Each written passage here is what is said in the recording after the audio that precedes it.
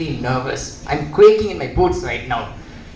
Well, it has been an interesting journey. 3 years ago only was it when I completed my schooling back doing my 12th. And now all of a sudden these 3 years have passed so quickly. And I've been blessed with this opportunity to stand on this stage as your chief guest. And yeah, I hope the speech that I could give justifies the reasoning of me being called as a chief guest. So I hope, let us begin. You know, how would you react when you're put in a pressure situation? Let's imagine, for example, you are a very important person in the UN office. Suddenly, Antonio Guterres. Does anybody know who is Antonio Guterres? Who's that? Round of applause for you guys, please. Great one. Imagine if Antonio Guterres calls you up, the UN Secretary General calls you up and says, I need your advice on this. You have only 1 hour to respond to me. It's a big global crisis. How would you respond? How would you think? What solution would you come up with?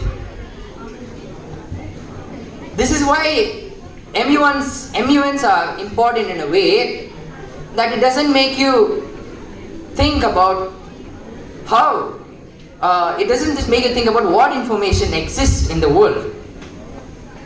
It doesn't make you just aware of all the geopolitical happenings of the world, or whatever wars and fights that happen all around our world.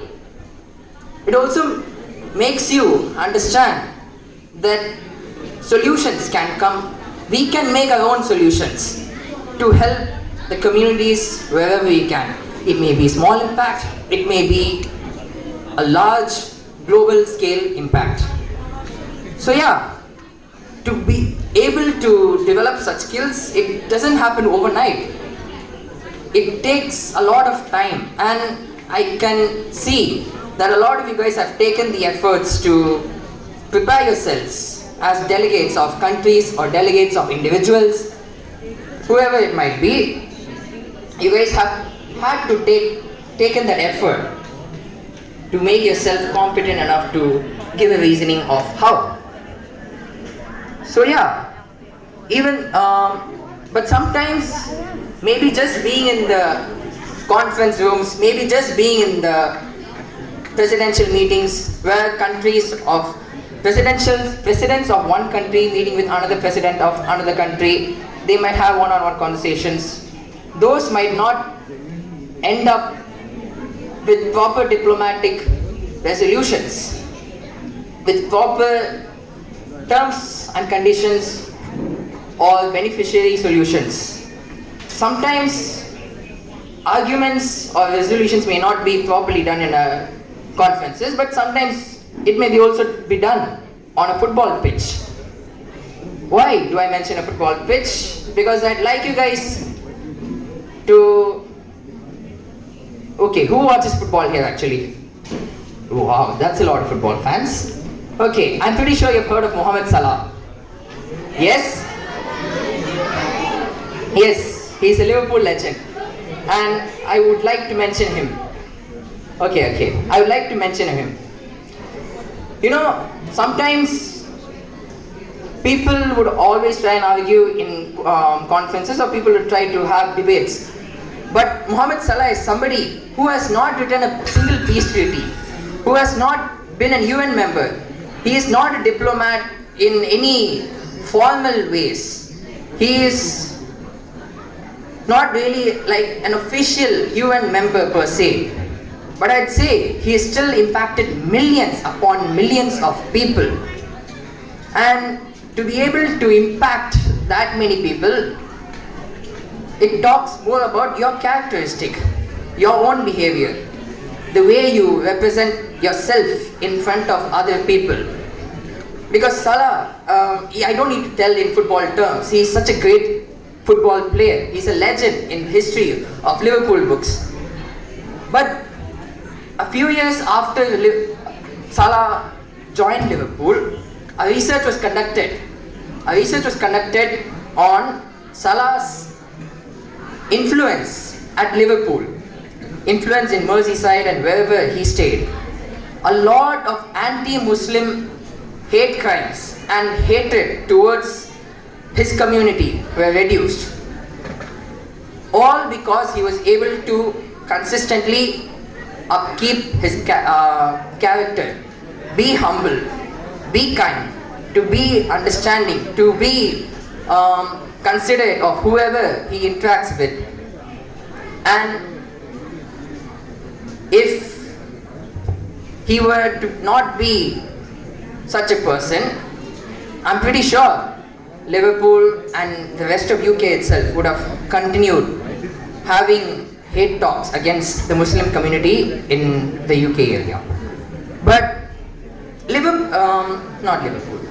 Mohamed Salah did not have any official badges, official titles saying that he is going to be the peacemaker, he is going to be the arbitrage, he is going to be the one that reduces tension and ensures peace among the people. He did not need that title. He just took it upon himself because he was able to display it by his own characteristics. And that smoothly transitions into all of us.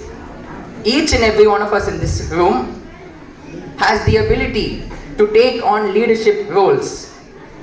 And the leadership roles that we may or may not be destined to take in the future all depends on the fact that we are able to gain the trust of others. Gaining the trust of others, at least one person, is one of the more difficult human tasks ever. People, they may judge you on the basis of how you talk to them, how you respond to them in disagreements, how you communicate with them, the way you communicate all your things. If you are able to respectfully communicate, help people understand what your thoughts are, and conduct everything in a cordial manner, people will be able to trust you with the leadership positions before you actually take on the leadership responsibilities when the official period starts.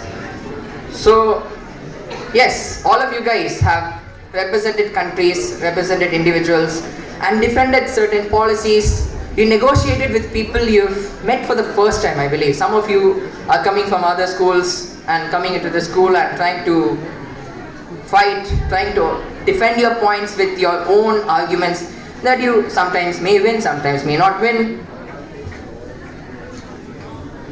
But the thing is, the way you carry yourself once this MUN is over is very important, I'd say. Because you guys are representing not yourselves, you guys are representing countries, you guys are representing individuals that are not you. And to an extent, it is much more easier to represent somebody that's not you. Because once you leave this conference, once you go back to your normal lives, once you go back to school, you are all representing yourselves. You are all representing your own habits, your own mannerisms, your way of speech, your way of responding, your way of being empathetic, your way of being kind, basically. The world has a lot of intelligent people. The world will never ever run out of intelligent people. But you know, the world lacks a lot of good, courageous and kind and ethical leaders. There is short supply in that. And in this room, I see a lot of leaders waiting for their time to bloom.